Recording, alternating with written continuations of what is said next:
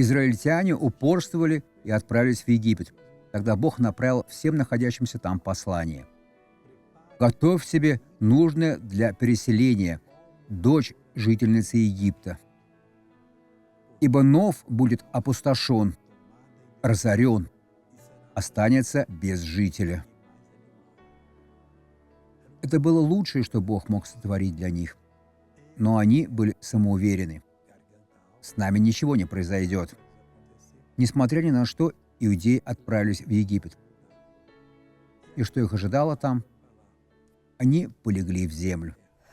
Бог уже сказал вашему сердцу: «Отец, презри на этого человека, положи на него свою руку.